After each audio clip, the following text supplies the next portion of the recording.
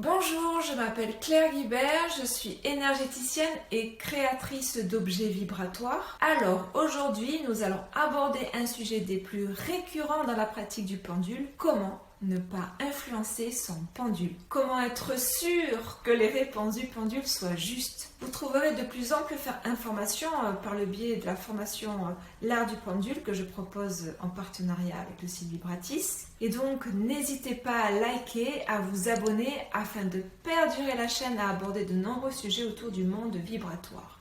Allez, c'est parti.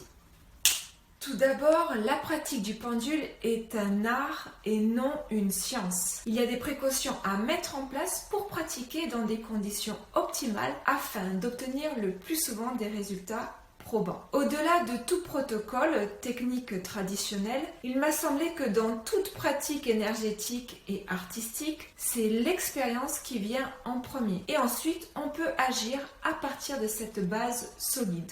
De par notre intention, le pendule réagit à l'énergie, à ce flot d'informations directement au travers du pratiquant. Le corps est donc traversé par l'information que le pendule détecte. Il se peut que certaines personnes peuvent discerner directement au travers de leur corps l'information que l'énergie transporte. Cette faculté s'appelle le clair ressenti. La pratique du pendule est un outil qui permet de détecter aussi l'information. Il est donc inévitable d'être dans un certain équilibre et une qualité de présence. Il est donc de notre responsabilité d'entretenir un bon équilibre psychique et d'être concentré sur son ressenti. Donc évitez de pratiquer sous tranquillisants, somnifères ou tout type de drogue ou sous alcool. Et bien entendu, un état dépressif, tourmenté, agité est à éviter particulièrement.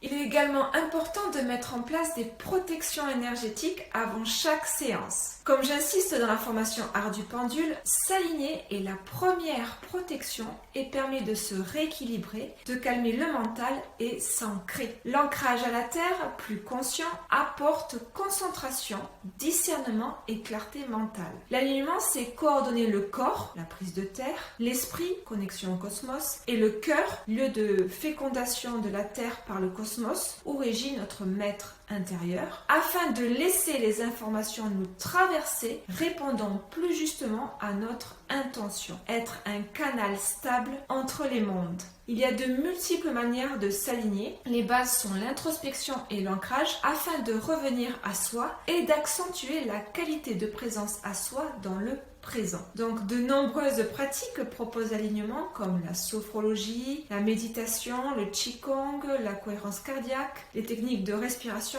comme le pranayama, ainsi que la sonothérapie et bien d'autres. Choisissez la pratique qui vous appelle, qui vous plaît. Ainsi, ces méthodes d'alignement qui permettent d'être plus centré avec soi-même dans l'introspection et que vous soyez un homme ou une femme, nous contactons notre féminin qui n'est pas un genre mais une dimension, comme le dit si bien le maître yogi Sadhguru.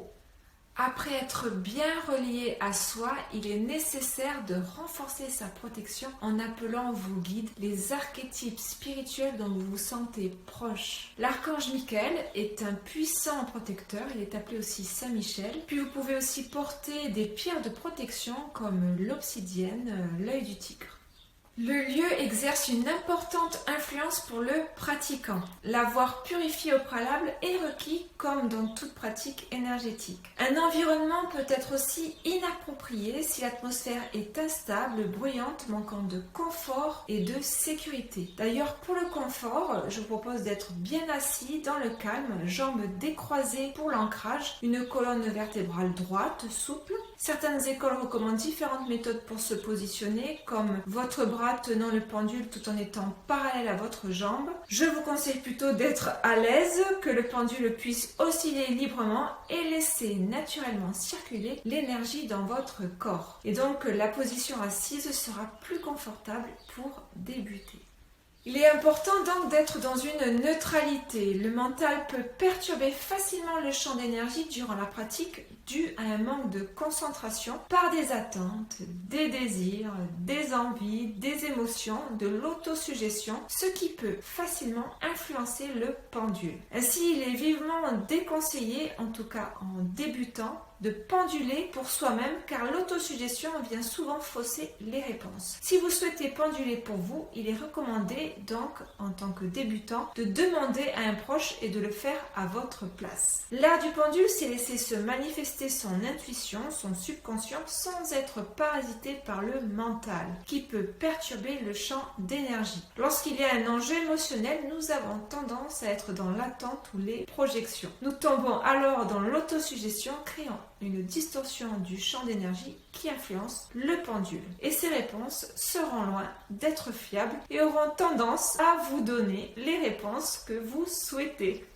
Il est indispensable aussi de poser des questions simples. En effet, le pendule répond par oui ou par non. Il est donc nécessaire d'établir sa convention oui, non au préalable. Pour vous aider, consultez l'article et la vidéo Comment établir sa convention mentale avec le pendule. Il faut donc des questions fermées, des questions précises, sans ambiguïté, aller droit au but. Comme on dit souvent, il n'y a pas de mauvais radiesthésiste, il y a des mauvaises questions posées. Je vous conseille des questions simples, une question à la fois ou tout simplement émettre des affirmations qui simplifient la demande.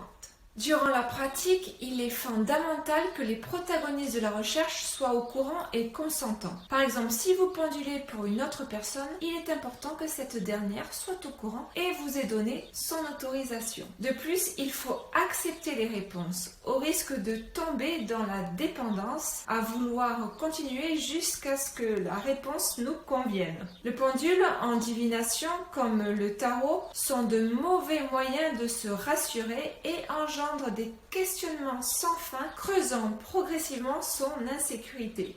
Ainsi, le pendule émet un champ énergétique et nous aussi. Il est un récepteur de ces variations énergétiques, un amplificateur de notre intuition, un capteur des informations que capte au préalable notre corps. Voilà, c'est un art qui demande de la rigueur.